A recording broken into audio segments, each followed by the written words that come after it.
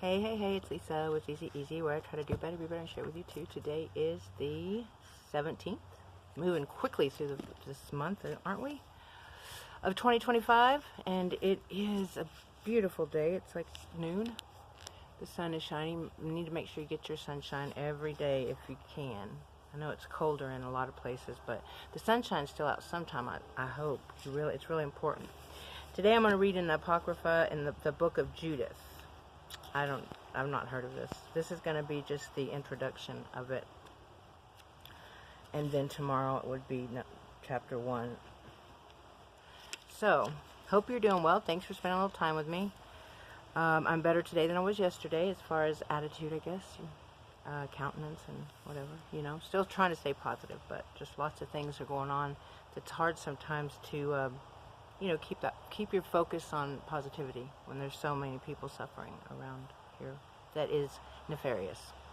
So it's upsetting. Today's word is jibe. I've heard of jibe. J-I-B-E, jibe. And that is to be in harmony or accord, agree.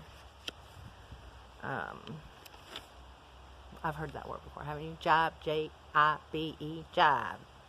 We jibe. we're in harmony. We agree. All right, I'm going to say a prayer, then I will read that. Dear Father, thank you for this day. Thank you for all that you've given us and done for us. Please continue to be with those and help those that have lost everything. Help them rebuild and help one another. Help us help our neighbors like it looks like they're doing everywhere. North Carolina, Maui, LA. At least the people are coming together, but we need to do more to get things changed. Thank you for everything. Please help us have the wisdom, the courage, and the serenity to do the things you want us to do. In your name, Jesus, amen. Amen. Amen. Okay. The introduction to the book of Judith says, this cursive sometimes it looks like cursive. By opening his story with a statement that Nebuchadnezzar ruled over the Assyrians in Nineveh when, as every literate reader would know, Nebuchadnezzar ruled over Babylonians in Babylon, the author of Judith virtually gives notice that his work is a fiction. The first portion is obviously influenced by Herodotus,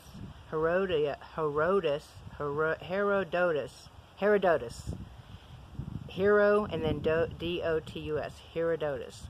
Classic account of the apparently irresistible advance of a huge oriental host against the spiritual elect. The telltale earth and water, 3.7, has come through from the Greek to the Hebrew to the Greek. The deliverance of the spiritual elect after a stipulated wait of 5 days when it had been cut off from water follows a similar story in the Lydian Chronicle. Instead of the goddess Athena, the agent of deliverance here is the virtuous Judith. The central episode of her encounter with Holofernes breathes the atmosphere of Greek romance. There is an inevitable incongruity when a heroine of Greek romance is transformed into a stark Jael. But the story maintains its tension to the end and deserves the popularity it has always enjoyed. The conjuncture of history into which such an encouraging example of fortitude against overwhelming odds and of the efficacy of dietary observance would fit is the struggle against Antiochus, Epiphanes recounted in the books of the Maccabees. It may be significant that the heroine's name is the feminine of Judah, which was the name of Maccabean hero, and no king before Antiochus would have insisted on recognition of his own divinity, as Nebuchadnezzar is here, 3.8, reported to have done. Okay, that sounds exciting. Let's see how long one is. One is, how many? I'll go ahead and read one today. Okay. In the 12th year of the reign of Nebuchadnezzar, who ruled over the Assyrians in the great city of Nineveh, in the days when Arphaxad ruled over the Medes in Ecbatana, Aphraxad built around Ecbatana walls of hewn stones 4.5 feet wide and 9 feet long. He built the walls 105 feet high and 75 feet wide. And at the gates he built towers 150 feet high with foundations 90 feet wide. And he made its gates that rose to a height of 105 feet and were 60 feet wide, so that his host of warriors could march out and his infantry could form. So in those days King Nebuchadnezzar made war on King Aphoraxd in the great plain. This plain is on the borders of Regay. He was joined by all the inhabitants of the hill country and all who lived along the Euphrates and Tigris and Hydaspes, Hydaspes, Hydaspes, on the plains of Arioch, king of Elymas, and many nations joined the army of the Chaldeans.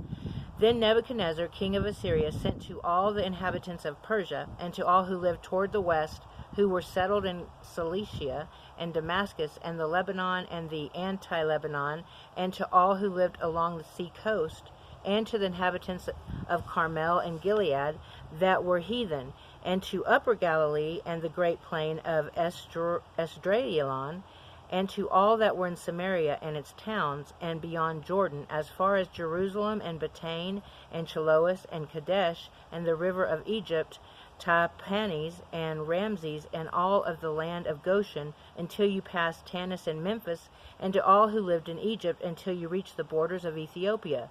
But all the inhabitants of the land paid no attention to the command of Nebuchadnezzar, king of Assyria, and would not go with him to the war, for they were not afraid of him, but regarded him as just a single man, and they sent his messengers back disappointed and in disgrace.